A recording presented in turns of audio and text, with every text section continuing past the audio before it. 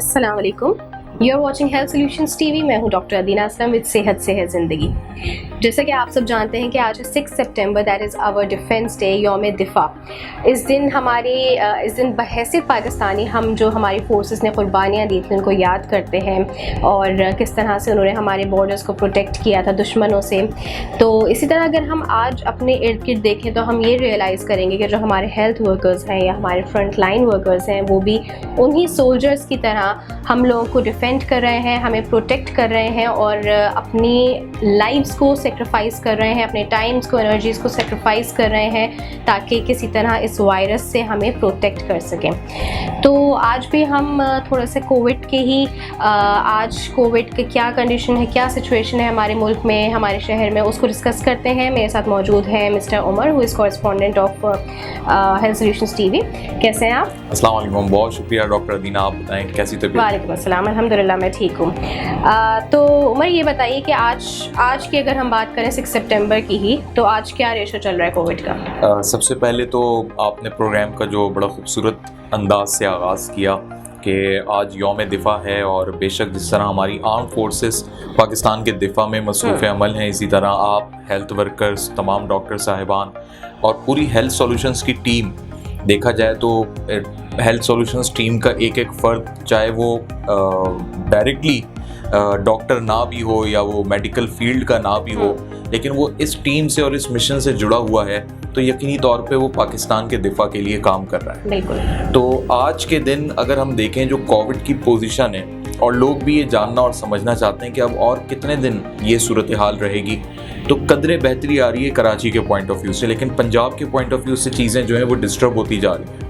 अगर हम कराची की बात करें तो सीएम सिंध का ये स्टेटमेंट है कि अब जो शरह है वो 7% तक आ चुकी है, यानी ये कम हुई है। और दूसरी जानिब अगेन सिंध गवर्नमेंट की जानिब से जो है हमें कुछ डुअल स्टैंडर्ड्स दिखाई दे रहे हैं। एक तो ये चीज़ कि वो एनसीओसी को यानी फेडरल गवर्नमेंट को ये रिकमेंड कर रहे हैं कि तमाम बैंकिंग सर्विसेज में जो वैक्सीनेशन सर्टिफिकेट है उसको लाजमी करार दिया जाए, यानी कोई भी शख्स जिसका पास वैक्सीनेशन सर्टिफिकेट नहीं है तो वो बैंक के अंदर दाखिल भी नहीं हो सकते। बिल्कुल इसी तरह होगा जैसे मास्क के बगैर आप बैंक के अंदर दाखिल नहीं हो सकते। ठीक है। तो जब वो अंदर जा ही नहीं सकेगा तो उसको फिर वो सर्विसेज कैसे मिलेंगी? दूसरी जानिब हेल्थ मिनिस्ट्री जो कि गवर्नमेंट ऑफ सिंध की है, जिसकी मिनिस्टर डॉक्टर अजरा फजल पिचोहो हैं, उन्होंने होम मिनिस्ट्री सिंध को, यानी अब ये अंडर दी प्रोविंशियल गवर्नमेंट ही चल रहा है, यानी प्रोविंशियल गवर्नमेंट के एक डिपार्टमेंट ने, जो हेल्थ डिपार्टमेंट है, उसने होम मिनिस्ट्री को रिकमेंड किया है कि आप जितने भी होटल्स हैं, जितनी भी जगहें हैं, तमाम ही, यानी अब मैं सिर्फ होटल्स की बात नहीं करूँगा, तमाम जगहें, चाहे दफातर हो, कोई भी पॉइंट हो जहाँ पे लोग जाते हैं, वहाँ पे आप वैक्सीनेशन सर्टिफिकेट को लाजमी कर रहे हैं। तो अब क्योंकि सिंध के अंदर कोई होम मिनिस्टर है नहीं और ये मिनिस्ट्री खुद चीफ मिनिस्टर ने अपने पास रखी हुई है, यानी मुराद अली शाही इसके जो है मिनिस्टर हैं। बिल्कुल। तो अब यहाँ जो डुअल स्टैंडर्ड है वो ये है कि एक तरफ फेडरल गवर्नमेंट से ये रिक्वेस्ट हो रही है कि आप एनसीओसी के थ्रू जो है होटल्स में और जो भी ऐसी जगहें हैं, रेस्टोरेंट्स वगैरह, वहाँ लाजमी करार दें, और बैंक्स के हवाले से स्पेशल ये रिक्वेस्ट उन्होंने की है कि बैंकिंग सेक्टर में आप करें। दूसरी जानिब उनकी अपनी मिनिस्ट्री उनसे रिक्वेस्ट कर रही है कि भाई आप जितनी भी सिंध के अंदर या सिंध के डोमेन में आप वहाँ तो लाजमी करें पहले। तो ये खुद वहाँ पे पहले लाजमी नहीं कर रहे हैं वैक्सीनेशन सर्टिफिकेट को, लेकिन ये फेडरल गवर्नमेंट के डोमेन में चीज़ डाल रहे हैं, क्योंकि अगेन ये एक पॉलिटिकल कॉन्सेप्ट है कि अगर ये चीज़ जब आप लाजमी कर देंगे तो इस पे पब्लिक की तरफ से ना अगेन एक बरहमी का इजहार किया जाएगा, क्योंकि बहुत से लोग ऐसे हैं जो अभी भी वैक्सीनेशन नहीं करवाना चाहते, जबकि इतनी सफरी पाबंदियां पेट्रोल के हवाले से पंजाब में और केपी में तो नई पाबंदियों का निफाज हुआ है। स्कूल्स बंद कर दिए गए हैं। जो वजीर तालीम पंजाब में मुराद रास, उन्होंने जो शरह बढ़ रही है उसको देखते हुए उन्होंने स्कूल्स बंद कर दिए। और एक पिछली हमने प्रोग्राम में भी डिस्कस किया था कि उन्होंने रिकमेंडेशन अपनी एक भेजी भी एनसीओसी को कि बच्चों को भी जो है ना वैक्सीनेशन लगवाई जाए, जिनकी उम्रें 16 साल या 15 साल तक भी हैं, उन्हें भी अलाउ किया। सिंध में भी स्टार्ट हो चुका है, सिंध में भी इस हवाले से 17 साल की जो है एज में वैक्सीनेशन हो जाए। इधर इन्होंने 1 साल कम किया और कि जो एलिजिबिलिटी 18 थी अब उसको 17 कर दिया उन्होंने। लेकिन अगेन मैकेनिज्म नहीं है, ना फेडरल गवर्नमेंट के पास ना सेंट्रल गवर्नमेंट के पास। सिर्फ पब्लिक के रिएक्शन को देखते हुए दोनों गवर्नमेंट्स जो हैं वो एक दूसरे के ऊपर ये चीज़ डाल रही है कि आप इनिशिएट कर दें, आप इनिशिएट कर दें। तो मैं उस चीज़ को जो है सिंध गवर्नमेंट का डुअल स्टैंडर्ड कहता हूँ। फेडरल गवर्नमेंट जो है इस हवाले से अब इतना फोकस नहीं कर रही इन चीज़ों पे, क्योंकि जो पाकिस्तान के पॉलिटिकल मामलात या पूरे रीजन के साउथ एशिया के जो पॉलिटिकल इश्यूज चल रहे हैं इस वक्त मुझे दिखाई दे रहा है कि वो ज़्यादा फोकस में आ चुके हैं। यही वजह है कि आज की तारीख में 62 पीपल आर डेड इन पाकिस्तान, और कोविड से जहाँ भाग होने वालों की तादाद, इंतकाल करने वाले अफराद की तादाद 26,000 से तजावुज़ कर गई है। यानी आप इस बात से अंदाज़ा लगाएं कि हम 2 हफ्ते पहले इस चीज़ को डिस्कस कर रहे थे कि तादाद 25,500 या 25,000 प्लस थी, लेकिन अब देखें विद इन 14 डेज जो है ये 26,000 प्लस हो गई है। यानी रोज़ हमारे पास जो एवरेज इस वक्त डेथ रेशो है पाकिस्तान के अंदर, ये रिकॉर्ड पे जो चीज़ आ रही है वो 60, 70, 75 ये है। लेकिन जो विदाउट रिकॉर्ड चीज़ें हो रही हैं पाकिस्तान में वो 500 से 600 अफराद का डेथ रेशो है कम अज़ कम, जो लोग कोविड से इंतकाल कर रहे हैं। फिर सबसे बड़ा इसमें मसला ये आ रहा है कि पॉजिटिव केसेस नहीं रुक रहे।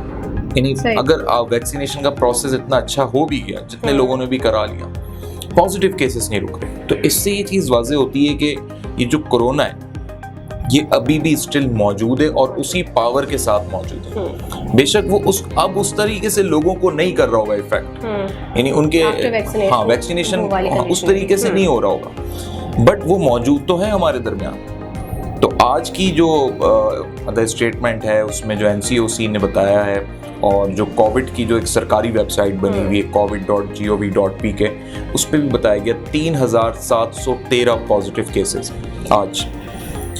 अब ये तो आप समझें कि 10 या 20% लोग हैं जो टेस्ट करा रहे हैं, 80% या 70% लोग तो टेस्ट ही नहीं करा रहे। वो कह रहे हैं अगर हो भी गया है तो डजंट नहीं, और मानते भी नहीं है कुछ लोग कि नहीं कोविड नहीं हुआ होगा, हमें ऐसा भी है। तो ये इस वक्त की करंट पोजीशन है, आज की करंट सिचुएशन है। क्या आपको इसका रीजन क्या नजर आता है, क्यों मुसलसल बढ़ रहे हैं? क्योंकि SOPs भी फॉलो हो रहे हैं, अगर हम कहीं बाहर निकलते हैं मास्क के बगैर, या सोशल डिस्टेंसिंग वगैरह भी फॉलो की जा रही है, वैक्सीनेशंस भी हो रही है, क्या रीजन हो सकता है?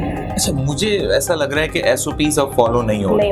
हाँ, यानी अब लोगों ने जो ना एडजस्ट करना शुरू कर दिया, और वो एडजस्टमेंट इस तरीके से चल रही है कि उन्होंने कहा जी अच्छा ठीक है, अगर हमें डाइनिंग अलाउ नहीं है या ओपन एयर अलाउ है, तो ओपन एयर में डिस्टेंस नहीं है, सोशल डिस्टेंसिंग नहीं है, तो ये SOPs जिस तरह प्रॉपर फॉलो होनी चाहिए थी वो नहीं हो रही। अच्छा, हो भी नहीं सकती, डायनामिक्स ऐसे हैं ही।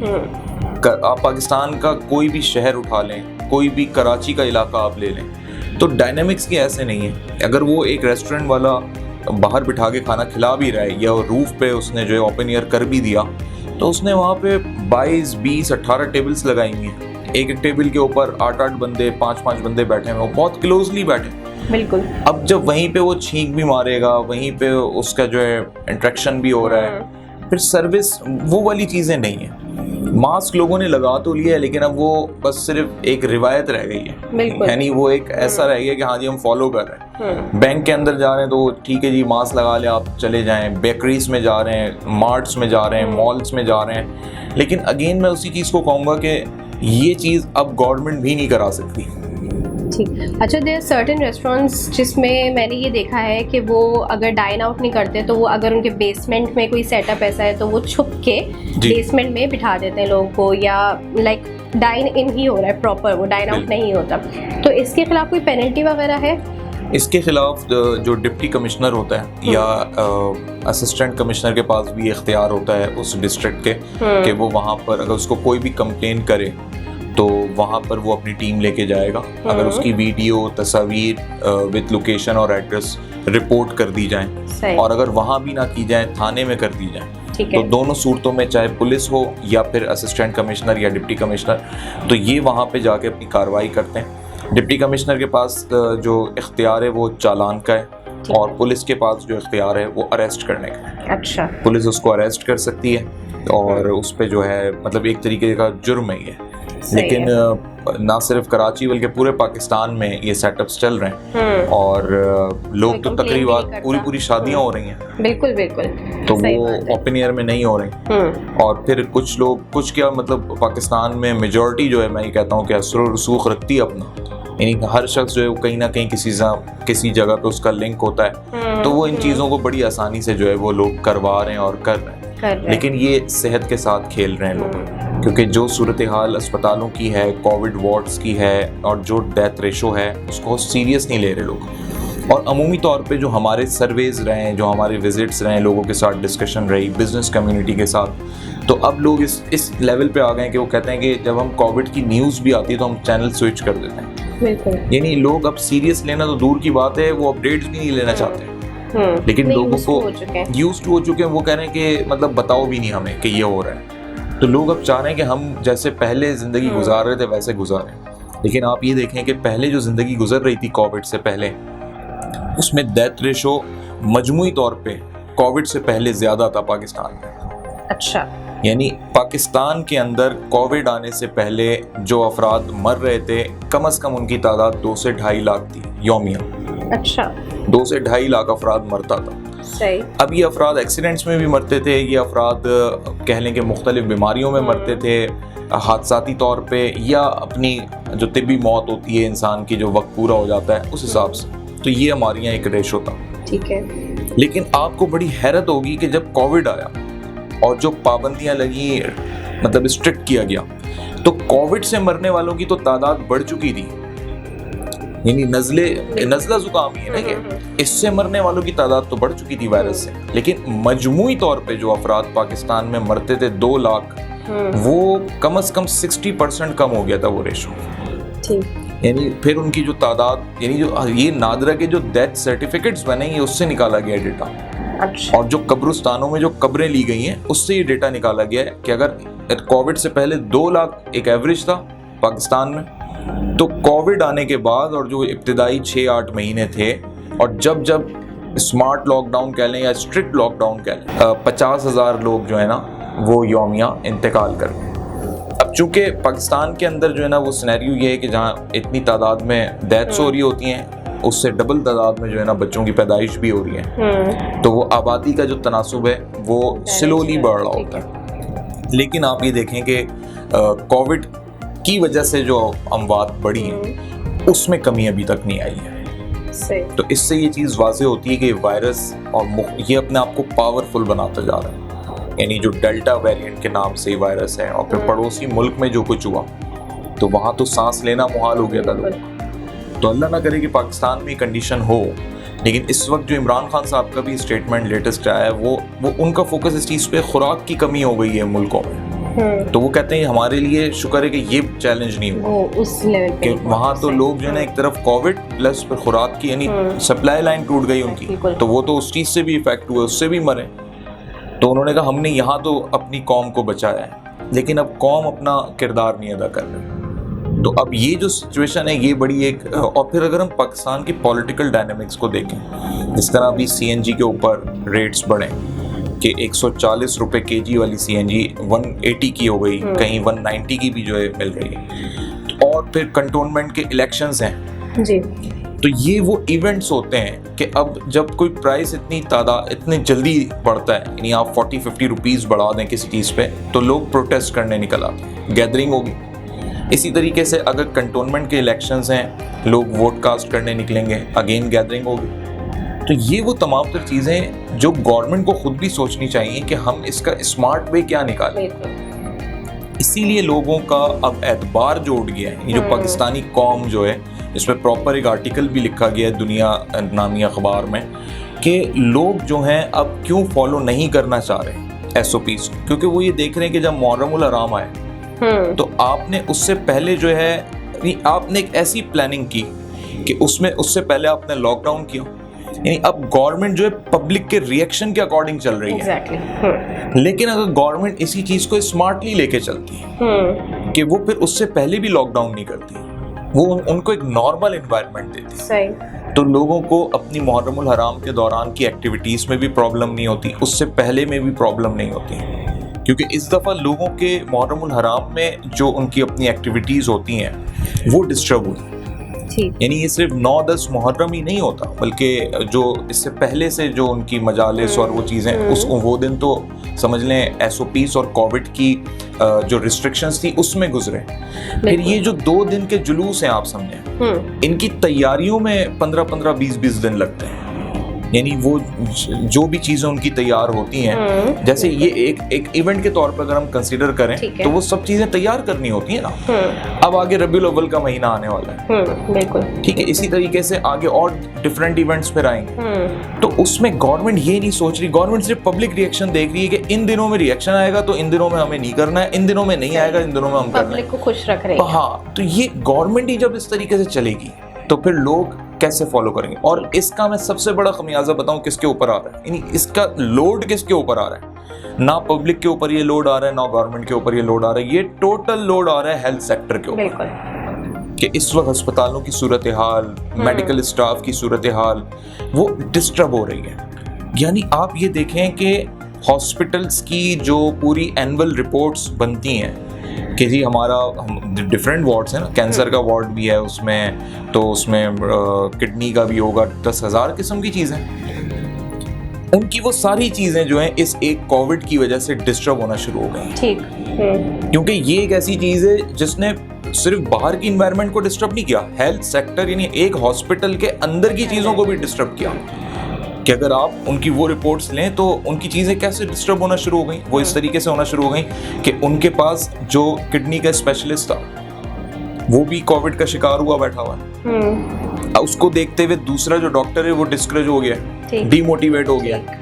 अब किडनी के पेशेंट्स कम, ऑलरेडी पेशेंट्स भी कम हुए हैं दूसरे वार्ड्स में, सही। लेकिन जितने भी पेशेंट्स हैं उनको वो ट्रीटमेंट ही नहीं मिल रहा है।